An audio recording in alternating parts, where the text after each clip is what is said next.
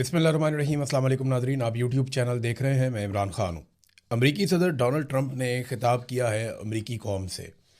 उम्मीद की जा रही थी कि बहुत बड़ा अनाउंसमेंट होगा, क्योंकि अमरीकी सदर ने ख़ुद पहले ये स्टेटमेंट दिया।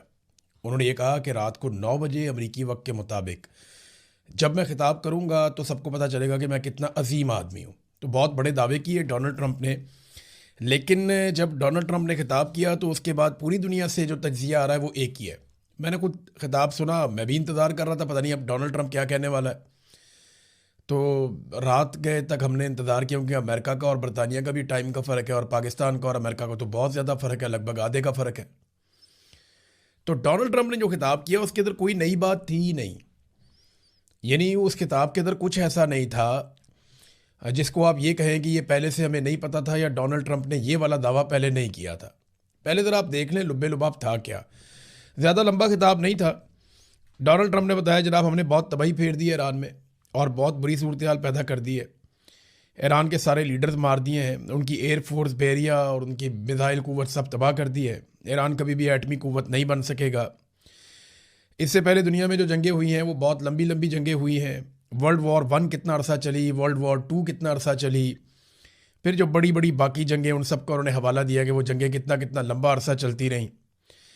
लेकिन हमने एक शानदार मिलिट्री ऑपरेशन सिर्फ 32 दिनों के अंदर मुकम्मल किया है और बड़ी ज़बरदस्त कामयाबियां हासिल की हैं। दुनिया और अमेरिका पहले से ज़्यादा महफूज है और पहले से ज़्यादा मजबूत है। ये एपिक फ्यूरी का जो ऑपरेशन है, इसका नाम इन्होंने एपिक फ्यूरी रखा था ऑपरेशन का, जो इसराइल ने और अमेरिका ने मिलकर किया था ईरान के ऊपर। ये शानदार कामयाबियां हैं। अब लगता ये था कि शायद डोनाल्ड ट्रंप कोई जंगबंदी का ऐलान कर देगा। बहुत सारे लोग ये कह रहे थे कि जंगबंदी का ऐलान नहीं भी करेगा तो डोनाल्ड ट्रंप इसका इशारा दे देगा।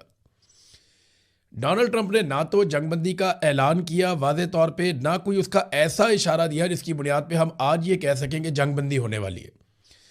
लेकिन डोनाल्ड ट्रंप की बातों से ऐसा लगता है जैसे वो जंग से जान छुड़ाना चाह रहा है। वो कह रहा है जी मुझे बहुत कामयाबियां मिल गई, मैं तो बहुत कामयाब आदमी हूँ और अमेरिका को तो मैंने जितवा दिया है, अमेरिका तो जीत गया है, अमेरिका तो बहुत आगे निकल गया है, हमने अपने मकासद हासिल कर लिए हैं, बस थोड़े से रह गए हैं, कुछ अर्सा और होगा। फिर मज़ीद बड़े हमलों का इंदिया भी दिया कि ज़्यादा लीथल अटैक किया जा सकता है अमेरिका की जानिब से और इसराइल की जानिब से ईरान के ऊपर। ये उन्होंने इशारा दिया। लेकिन जो असल बात है जिसका दुनिया इंतज़ार कर रही थी कि शायद कोई जंगबंदी का अनाउंसमेंट हो जाएगा जिससे लोग कहेंगे कि ट्रंप तो बहुत अजीम आदमी है, अपना काम करके निकल गया और क्रेडिट भी नहीं लिया।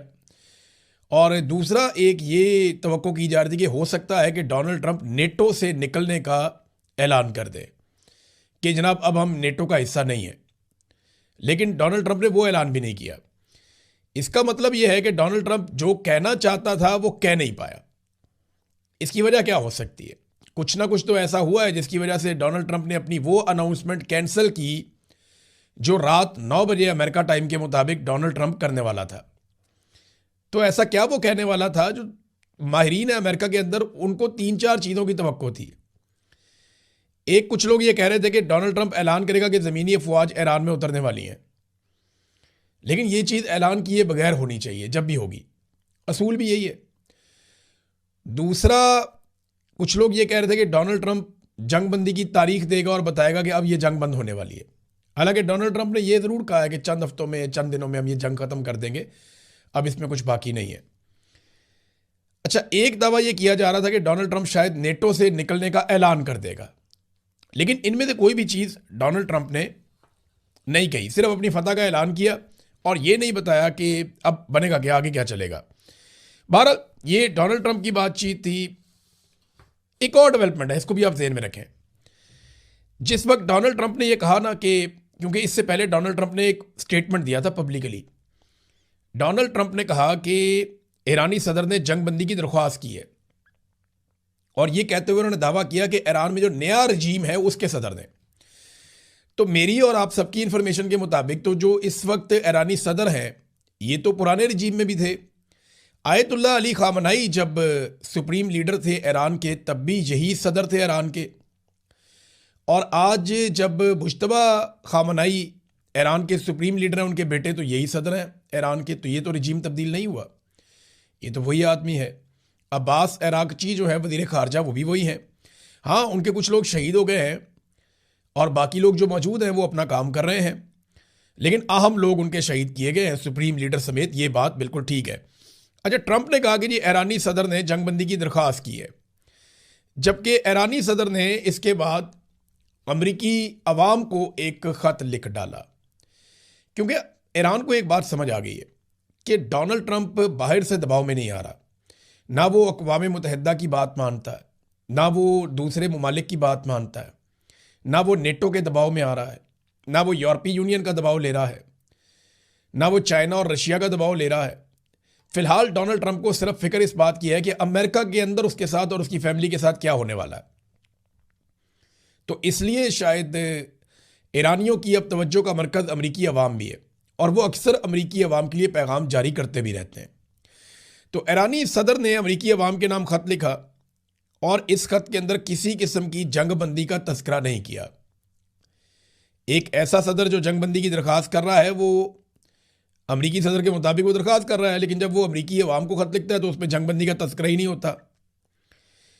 उसने लिखा, ईरानी सदर ने, कि ईरान ने कभी जंग का आगाज़ नहीं किया, इसके बावजूद कि हमारे मुल्क ने कब्ज़े और हमलों का सामना किया, फिर भी हमने जंग का आगाज़ नहीं किया। ईरानी अवाम की यूरोप, अमरीका और हमसाया ममालिक के अवाम से किसी किस्म की कोई दुश्मनी नहीं है।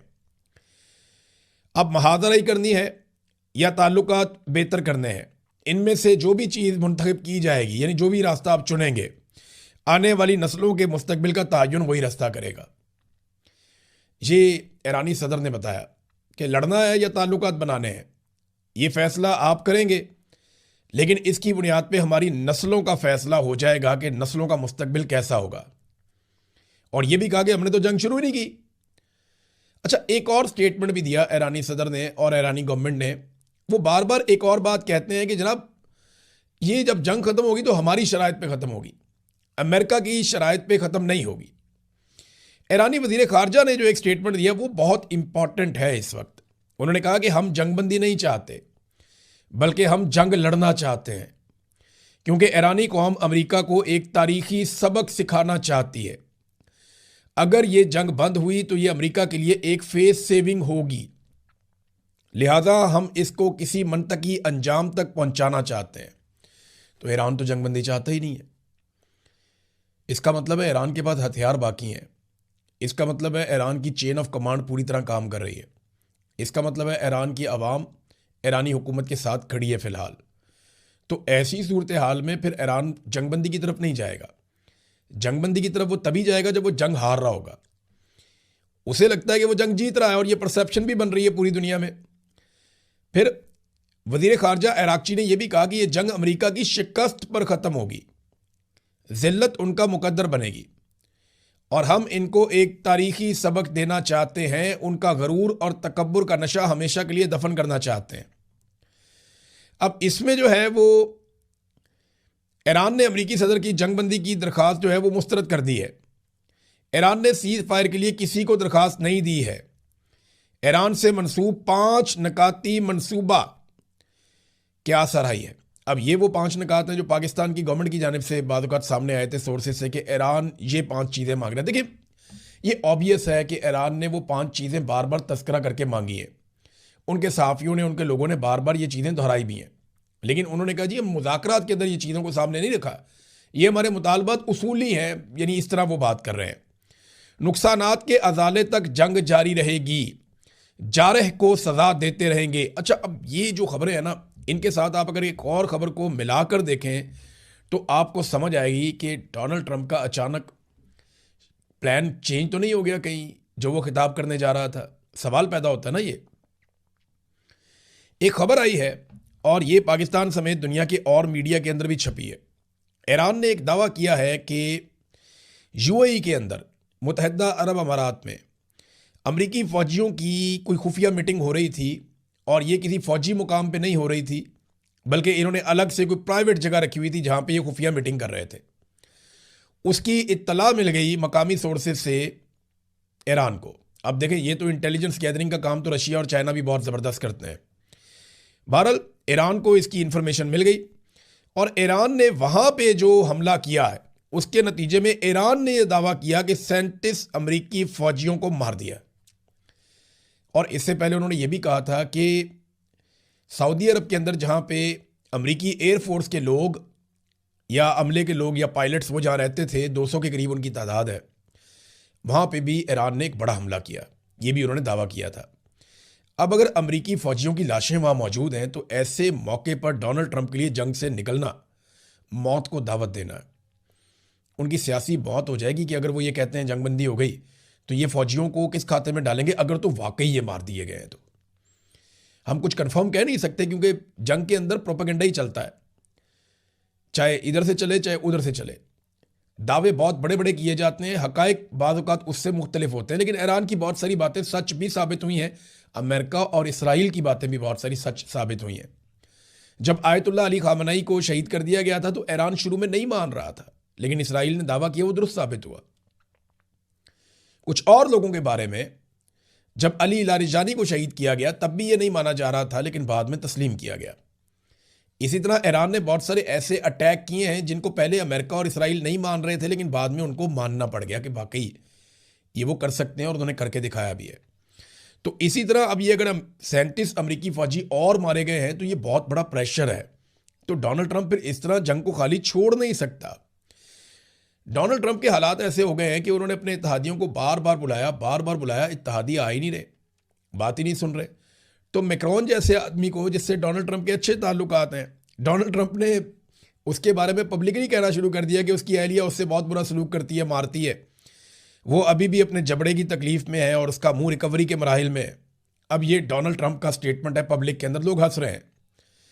तो ट्रंप अब ट्रोलिंग कर रहा है उन लोगों की। मोहम्मद बिन सलमान की ट्रोलिंग की चंद दिन पहले, बड़े घटिया अल्फाज मोहम्मद बिन सलमान के बारे में इस्तेमाल किए। अभी तक सऊदी अरब की जानिब से कोई जवाब नहीं आया, लेकिन बहरहाल मैक्रोन ने क्योंकि इनकार कर दिया कि जहाज़ मैं नहीं भेज सकता जंग के अंदर, जंग के बाद भेजूंगा। तो ये जब एक और चीज़ भी मैं आपको बताता हूँ, बरतानिया में ना एक मीटिंग हो रही है, ये एक बहुत बड़ी मीटिंग है। इसके अंदर लगभग 34 ममालिक शामिल हैं। इन 34 ममालिक में जो अहम तरीन ममालिक हैं, मैं उनके नाम भी आपको बता देता हूँ। ये कौन से मुल्क हैं जो इस मीटिंग में शामिल हो रहे हैं। ये आबनाए हुर्मुज़ को खुलवाने के लिए बरतानिया में मीटिंग हो रही है। जो अहम ममालिक हैं उनमें खुद बरतानिया है, इसमें एक यूएई है और बहरीन है। ये दो ममालिक गल्फ से गए हैं, सऊदी अरब नहीं है, बाकी ममालिक नहीं है इसमें, उर्दन भी नहीं है, ओमान भी नहीं है, कतर भी नहीं है। हालांकि ये ममालिक बातचीत में किरदार अदा कर सकते हैं, लेकिन ये ममालिक नहीं, सिर्फ यूएई है और बहरीन है। New Zealand, Japan, Italy, Germany, France, Canada, Bahrain, Australia और बरतानिया मेज़बानी कर रहा है। ये ममालिक और 34 ममालिक हैं टोटल, जिनमें ज़्यादातर यूरोपीय हैं। ये आबनाए हुर्मुज़ को खुलवाने के लिए एक मीटिंग कर रहे हैं ताकि कोई रास्ता निकाला जाए। लेकिन देखिए, जिन ममालिक में ये लड़ाई हो रही है उनमें से कोई भी इसमें नहीं है, ना इसराइल है, ना अमेरिका है, ना ईरान है, वो अभी इसके अंदर मुज़ाकरात के अंदर शामिल नहीं है। चाइना भी नहीं है, बहुत बड़ा स्टेक होल्डर है। रशिया भी नहीं है इन मुज़ाकरात के अंदर, इन बातचीत के अंदर। ये जो हो रही है को होस्ट कर रहा है बरतानिया। सऊदी अरब, ईरान, तुर्की, पाकिस्तान, मिस्र, कतर, ओमान, भारत, कोई भी इसके अंदर शामिल नहीं है। लेकिन यहाँ से आगे अगर ये मामला चलता है, दीगर स्टेक होल्डर्स भी आते हैं, तो उम्मीद की जा सकती है कि फ्यूचर के अंदर ये एक बड़ा इत्तेहाद ईरान के साथ कोई ऐसी डील बना ले जिसके नतीजे में आबनाए हुर्मुज़ खुल जाए। चाहे ईरान एक नई सेटलमेंट कर ले, चाहे ईरान वहाँ से पैसे कमाना शुरू कर दे, या कोई और सेटलमेंट कर ले, या कोई गारंटी मांग ले, लेकिन आबनाए हुर्मुज़ खुल जाए। क्योंकि उसके खुलने से दुनिया के अंदर पेट्रोलियम मसनूआत की कीमतें नीचे आएंगी। पाकिस्तान की गवर्नमेंट ने IMF को कह दिया है, जनाब हम पेट्रोल की कीमतें बढ़ाएंगे, वादा किया उनके साथ। अब इस तरह की खबरें दी जा रही है कि पेट्रोल की कीमतें फिर बढ़ने लगी हैं, एक जंप आने वाला है बहुत बड़ा। तो लोगों को ज़हनी तौर पे तैयार कैसे किया जाता है? जो मौजूदा टाउट रिजीम है ये करता क्या है? टाउट्स सबसे पहले आते हैं मंजर आम पे और वो आके ये खबर देते हैं, जनाब ओगरा ने कह दिया जी इतनी ज़्यादा कीमतें बढ़ा दो। वो जानबूझ के ना उसको 4-4, 5-5 गुना ज़्यादा बढ़ा के बताते हैं ताकि लोग बहुत बुरी तरह डर जाएं, सहम जाएं। और उसके बाद हुकूमत आती है, जनाब हमें तो कहा गया था कि 400 रुपये कीमत बढ़ा दो, लेकिन हम जो है वो 50 रुपये बढ़ा रहे हैं, हमने कौम के ऊपर बड़ा अजीम एहसान कर दिया है। ये इनका तरीका वारदात है, अपने आप को अच्छा दिखाने के लिए कि मैं तो तुम्हें गोली मारने वाला था, तो मुझे मशवरा तो ये दिया गया था कि तुम्हें गोली मार दी जाए, लेकिन मैंने डंडा मारने का फैसला किया है। लेकिन पर मार ही रही है, आम आदमी को मार ही पड़ रही है। जो असल बात है वो ये है। बहरहाल डोनाल्ड ट्रंप के खिताब से कुछ निकला नहीं, लेकिन दो मज़ीद अरब ममालिक ने अब ये फैसला कर दिया और इससे आगाह भी कर दिया है कि वो किसी के खिलाफ किसी भी जंग में हिस्सा लेने नहीं जा रहे। और कैटेगोरिकली दो ममालिक ने कह दिया। पहले कतर ने ये बात की थी, ओमान उससे पहले कह चुका था, और अब ये बात बहरीन की जानिब से भी की गई है। यूएई एक ऐसा मुल्क है जो आपने हुर्मुज़ को खुलवाने के लिए एक आलमी इत्तेहाद बनाना चाहता है जिसमें वो खुद भी शामिल हो, यानी वो बराह रास्त अरब ममालिक में से एक ऐसा मुल्क होगा जो ईरान के साथ जंग में भी जा सकता है। लेकिन सऊदी अरब ने अभी तक इसके बारे में कोई बात नहीं की, और सबसे इंपॉर्टेंट बात जो भी होगी वो सऊदी अरब की जानिब से होगी। नाज़रीन, एक और खबर देखिए, कुछ सहाफ़ी ये समझते हैं कि जो प्रेस रिलीज़ है वही असल खबर है, या जो गवर्नमेंट ने स्टेटमेंट जारी कर दिया या एलामिया जारी कर दिया वही असल खबर है। होता यह है कि असल खबर बाद वक़्त कोई और निकलती है। मैंने ऐसे ही एक खबर दी थी, अब उसकी तस्दीक भी हो रही है कि चाइना मुज़ाकरात करवा रहा है पाकिस्तान के और अफ़गानिस्तान के कि जंग बंद हो जाए, यहाँ पे लड़ाई नहीं होनी चाहिए। ये ज़रा आप अफ़गानिस्तान का मैप देखें, इसके अंदर ये काबुल है। अफ़गानिस्तान के नीचे की तरफ आप देखेंगे ना तो आपको नज़र आएगा ईरान, एक तरफ पाकिस्तान है, एक तरफ ईरान है। ये बगराम एयरबेस बहुत इंपॉर्टेंट है। अमेरिका इसे हासिल करना चाहता है क्योंकि इस एयरबेस तक जितना सामान अमेरिका ले जाना चाहे वो सप्लाई पाकिस्तान के रास्ते से हो सकती है। माजी में भी होती रही है, अभी भी हो सकती है। तो अमेरिका को ये बड़ी सूट करती है कि अगर अमेरिका ने इस खित्ते में अगर अपनी अमलदारी जारी रखनी है और इस खित्ते के अंदर अमेरिका ने इन्फ्लुएंस अपना बरकरार रखना है, चाइना और रशिया के लिए प्रॉब्लम क्रिएट करने हैं, तो उसको यहाँ पे बैठना पड़ेगा। आकर एक नई सर्द जंग शुरू होने वाली है इस खित्ते में। अमेरिका को बगराम एयरबेस चाहिए और इसके लिए पेंटागन ने डोनाल्ड ट्रंप को बताया था। डोनाल्ड ट्रंप ने अफगानिस्तान से मांगी थी और यह कहा था कि अगर तुमने बगराम एयरबेस ना दी हमें तो फिर तुम्हें नताइज भुगतने होंगे और बहुत बुरा होगा तुम्हारे साथ। फिर पाकिस्तान ने अफगानिस्तान के ऊपर फिजाई हमले शुरू कर दिए। चाइना इससे बिल्कुल खुश नहीं है। चाइना ये जानता है कि अमेरिका अफगानिस्तान में आकर बैठेगा तो अब वो कोई जंग नहीं लड़ने जा रहा अफगान तालिबान के साथ।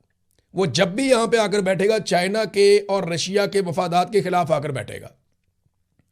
जब वो आएगा तो बहुत सारे गैजेट्स लेकर आएगा, जब वो आएगा तो बहुत बड़ा जासूसी का नेटवर्क लेकर आएगा, जब वो आएगा तो सी पैक के खिलाफ पूरा मंसूबा लेकर आएगा, जब वो आएगा तो चाइना और रशिया के रास्ते में रोड़े भी अटकाएगा और इस रीजन को डिस्टेबलाइज करेगा। क्योंकि अगर ये स्टेबल हो जाते हैं और आगे बढ़ते हैं तो ये वो जगह लेंगे दुनिया में जो अमेरिका के पास है। तो इनको रोकना भी होगा ना अमेरिका को। देखें, बाद औक़ात आप अच्छा खेलते हैं, लेकिन जब आप अच्छा नहीं खेल रहे होते तो आप कोशिश करते हैं कि दूसरा भी अच्छा ना खेले या उसका खेल खराब कर दिया जाए कि ना खेलेंगे ना खेलने देंगे। इससे भी आप अपनी पोजीशन बचाते हैं और यही काम अमेरिका करने जा रहा है। तो अमेरिका को पाकिस्तान की मदद चाहिए अफगानिस्तान के अंदर बगराम एयरबेस लेने के लिए। अब पाकिस्तान लगातार जो कर रहा है, चाइना इससे खुश नहीं है। और चाइना अब से नहीं, चाइना बड़े लंबे अरसे से खुश नहीं है, क्योंकि जनरल बाजवा ने अमेरिकन को यह कहा था जब वो आर्मी चीफ थे कि देखें आप हमें ऐसे लोगों की तरफ क्यों धकेलते हैं, हम जिनकी तरह कपड़े नहीं पहनते, हम जिनकी ज़ुबान नहीं जानते, हमारे बच्चे वहाँ पे उन मुल्कों में जाते नहीं हैं, हमारी फैमिलियाँ वहाँ घूमने नहीं जाती, हमारे बच्चे वहाँ पढ़ने नहीं जाते, हमारे बच्चे पढ़ने के लिए आपके मुल्कों में आते हैं, हमारी फैमिलीज घूमने के लिए आपके मुल्कों में आती हैं, हम आपकी ज़ुबान भी जानते हैं, आपकी तरह कपड़े भी पहनते हैं, तो आप हमें अजनबी लोगों की तरफ क्यों धकेल रहे हैं। ये चाइना का इशारा करते हुए जनरल बाजवा ने ये जुमले बोले थे अमेरिकन के साथ। और ये बात जनरल बाजवा ने बाकायदा एक मीटिंग में सहाफ़ियों को बताई थी। लकीली मैं भी वहाँ पे मौजूद था। जनरल बाजवा बड़ी फूं फां करके ये बात बता रहे थे, बड़े तकब्बुर के साथ ये बात बता रहे थे, मैंने तो अमेरिकन को ये कहा है। लेकिन ये बात चाइनीज़ तक भी गई ना, तो चाइनीज़ काफ़ी नाराज़ हैं पाकिस्तान की एस्टेब्लिशमेंट से कि लगातार पाकिस्तान की एस्टेब्लिशमेंट अमेरिका को प्रेफर कर रही है और चाइना के रास्ते में रोड़े अटकाने वाली पॉलिसी का हिस्सा बन रही है। तो ये जो अभी इसहाक साहब गए हैं, इसमें एक बॉडी लैंग्वेज भी आप देख लें एक वीडियो में, जहाँ पे चीन और पाकिस्तान के वज़ीर ख़ारजा आमने सामने खड़े हैं। ये अगर आप वीडियो गौर से देखें और इसकी बॉडी लैंग्वेज को आप समझें तो आपको आइडिया हो जाएगा कि इसहाक डार साहब जान छुड़ा रहे हैं कि मैं गले मिल लूँ किसी तरह, कोई वीडियो अच्छी बन जाए, और वो थपथपा के फ़ौरन उनको जो है वो अगली बात करते हैं। तो उनका जो बोलने का अंदाज़ और उनका जो रवैया है उससे नज़र आ रहा है कि कोई इतनी कोई प्लेजेंट मीटिंग नहीं है। और चाइना देखें फेस सेविंग देता है हमेशा अपने दोस्तों को। चाइना पब्लिकली वो बात उस तरह से नहीं करता जब तक कि उनकी बस ना हो जाए। वैसे भी पाकिस्तान के ऊपर उन्होंने 50-60 अरब डॉलर लगाए हुए हैं, तो वो अपना पैसा ऐसे ज़ाया तो नहीं करेंगे। पाकिस्तान के साथ वो ताल्लुक़ रखना चाहते हैं। चाइना ने पाकिस्तान के साथ मिलकर इंडिया के खिलाफ लड़ाई भी लड़ी है। ये अभी जो मई में लड़ाई हुई इसमें चाइना ने पाकिस्तान को मदद किया था। तो ये बात हमें समझनी पड़ेगी बतौर पाकिस्तानी कि चाइना खुश नहीं है। और मुझे 2 डिफरेंट सोर्सेज से मैंने इसको कंफर्म किया। अभी कुछ और सहाफ़ी हैं, उनसे मेरी बात हुई, उन्होंने भी कंफर्म किया, जो फॉरेन ऑफिस को कवर करते हैं, कि चाइनीज सख्त नाराज़ हैं और उन्होंने पाकिस्तान को मना किया है कि आप अफगानिस्तान से जंग में जाने की बजाय, दहशतगर्दी का मसला बड़ा जेन्युइन मसला है, उसको हल होना चाहिए, लेकिन आप मुज़ाकरात का रास्ता अपनाएं। और वैसे भी अफगानियों ने बहुत सारी ब्रीफिंग चाइना को भी दी है, पाकिस्तान के साथ बातचीत की कोशिश उन्होंने भी की, पाकिस्तान ने भी कोशिश की। देखें, एंड ऑफ द डे आपको टेबल पे बैठना ही पड़ता है। आप जितनी मर्जी जंग लड़ लें, आपको एक दिन टेबल पे बैठना पड़ता है। लेकिन पाकिस्तान में ना एक बदकिस्मती और है, हमारे यहाँ पे 2 तरह के इंतहा पसंद लोग हैं। ईरान सोने का भी बनकर आ जाए ना, तो हमारे सुन्नी लोगों में ऐसे लोग मौजूद हैं जो बहुत इंतहा पसंद है और वो शदीद नफरत करते हैं ईरान से। वो कुछ भी हो जाए वो कहते हैं नहीं जी नहीं, इसराइल से भी लड़ेगा तो ईरान ही गलत है ऐसे लोग।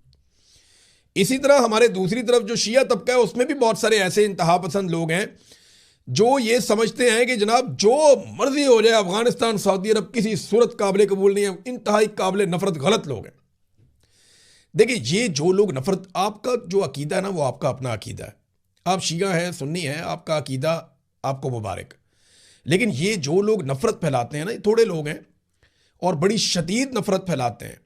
इन लोगों से आप गुरेज करें और इनको बेनकाब करें, इनसे अपने आप को दूर रखें। मैंने शिया सुन्नी शानदार इत्तेहाद देखा गुज़िश्ता 1-1.25 महीने में, कमाल किस्म का, और मैं चाहता हूं ये हमेशा मौजूद रहे। जब भी किसी मुसलमान के ऊपर कोई आफत आए तो सारे इकट्ठे होकर मदद करें इंसानियत की खातिर। तो ये सबसे अच्छी चीज़ हो जाएगी, सबसे बेहतर चीज़ हो जाएगी। मेरा ये मशवरा है पाकिस्तानियों को। यहाँ पे बहुत सारे लोग हैं जो नफरत फैलाते हैं, हमारे मीडिया के अंदर भी हैं कि ना वो शिया सुन्नी तफरीक पैदा करते हैं कि जनाब ये, वो कहते हैं जी वो अफगानी बहुत बुरे हैं, वो कहते हैं जी ईरानी बहुत बुरे हैं। तो नहीं, ऐसा ना करें, ये ज़्यादती, अपना अकीदा अपने तक रखें और नफरत फैलाने से गुरेज करें। तो नादरीन, चाइना को ये लगता है, और ये बात रिपोर्ट भी होती है, कि जब से अमेरिका ने बगराम एयरबेस मांगी है तब से पाकिस्तान अफगानिस्तान के ऊपर हमलों पे हमले कर रहा है और ऐसी ग्राउंड तैयार की जा रही है कि अमेरिका को इस खित्ते में घुसने का मौका मिल जाए। अब अगर ये मौका मिलेगा तो पाकिस्तान के बगैर तो मिल नहीं सकता, और ये चाइना के मफाद के खिलाफ है। तो इसीलिए जो है वो चाइना का एक रिएक्शन है, और आने वाले दिनों में आप देखेंगे शायद पाकिस्तान की पॉलिसी बेहतर हो जाए इसमें। लेकिन हम कुछ कह नहीं सकते, क्योंकि देखें, पाकिस्तान के ऊपर अमरीकी दबाव से बड़ा दबाव कोई भी नहीं होता। बेशक हमने चाइना के बहुत पैसे देने हैं, लेकिन IMF के उससे भी ज़्यादा पैसे देने हैं, तो अमरीकी दबाव भी अपना काम करता है। आलमी लेन देन में जो चाइनीज़ युआन है उसके ज़रिए से रोज़ाना जो तजारत होती थी वो 600 से 750 अरब युआन